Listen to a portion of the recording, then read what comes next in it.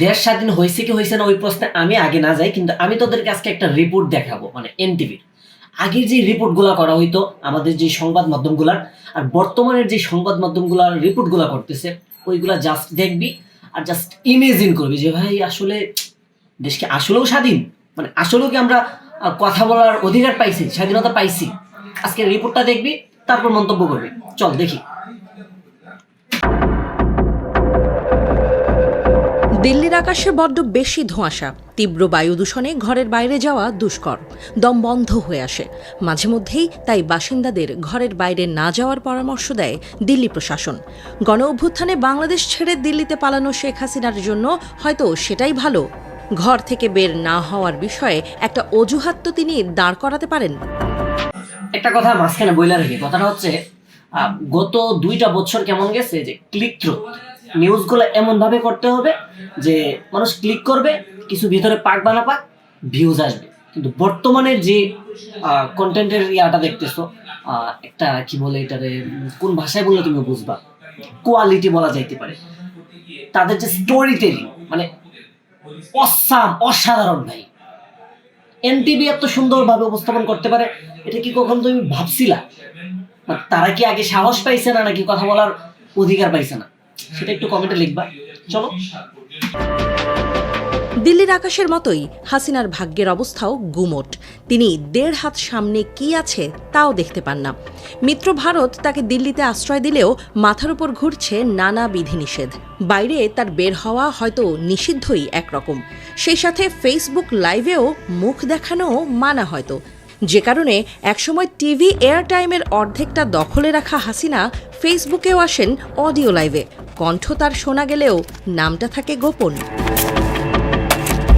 নেত্রী বলে একসময় যারা মুখে ফেনা তুলত, তারা এখন হাসিনাকে এড়িয়ে চলছেন। তার সব সুবিধা নেওয়া ব্যক্তিটিও আদালতে দাঁড়িয়ে বলেন হাসিনার ওয়াসওয়াসায় তারা ভুল করেছেন, আর কখনো আওয়ামী লীগই করবেন না। এমন দুর্দিনে হাসিনার জন্য আরেক দুঃখের খবর, আন্তর্জাতিকভাবে প্রমাণ হয়ে চলেছে তার অপরাধ। বিশ্বের সব রাষ্ট্রের প্রতিষ্ঠান, জাতিসংঘের প্রতিবেদনও যাচ্ছে তার বিপক্ষে।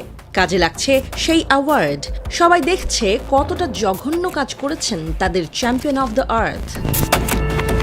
এখানে ওই তুর্কের সাথে আমি একটা কথা বলি, এই যে ভিডিও কন্টেন্টটার ব্যাকগ্রাউন্ড সাউন্ডটা দেখছো ভাই, মানে তোমার ভেতরে যে কলিজাটা আছে না, ওইটা ধুপধুপ ধুপধুপ করে। তুমি এই ভিডিওটা লাস্ট পর্যন্ত যখন তুমি দেখবা, তখন তুমি বুঝতে পারবা যে মানুষ আসলে এখন স্বাচ্ছন্দ্যবোধ নিয়ে একদম খোলা মনে ভিডিও বানাইতে পারতেছে, খোলা মনে খবর প্রচার করতে পারতেছে। চলো তুর্কের কাছে সে কি বলে। এবার গত বছরের জুলাই আগস্টে ছাত্র জনতার আন্দোলনকে দমন করার সময় মানবাধিকার লঙ্ঘন করেছে সাবেক প্রধানমন্ত্রী শেখ হাসিনার সরকার। জেনেভায় মানবাধিকার কাউন্সিলের বৈশ্বিক আপডেটের 58তম অধিবেশনে এই সংক্রান্ত প্রতিবেদনটি উপস্থাপন করেছেন জাতিসংঘের মানবাধিকার বিষয়ক high commissioner Volker Turk. Volker Turk জানান, গত বছরের সহিংসতার কারণে বাংলাদেশ কঠিন সময় পার করেছে। হাসিনা সরকার বিক্ষোভকারীদের নৃশংসভাবে দমন করেছে। এতে করে বাংলাদেশে গুরুতর মানবাধিকার লঙ্ঘনের ঘটনা ঘটেছে বলেও জানান তিনি। জাতিসংঘের এই কর্মকর্তা বলেন, বাংলাদেশ এখন নতুন ভবিষ্যতের পরিকল্পনা করছে এবং তাদের এই প্রতিবেদন এক্ষেত্রে বড় ভূমিকা রাখবে বলে আশা তার।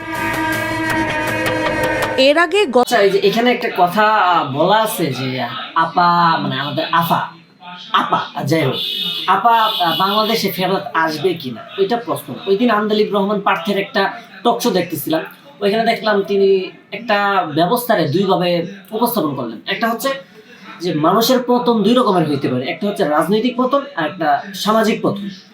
তো উনি বলতেছিলেন যে মানুষ যদি রাজনৈতিকভাবে পতিত হয় তাহলে তার ফিরে আসার একটা সম্ভাবনা থাকে, কিন্তু দুর্ভাগ্যবশত আমাদের আপা সামাজিকভাবেই পতিত হয়েছে।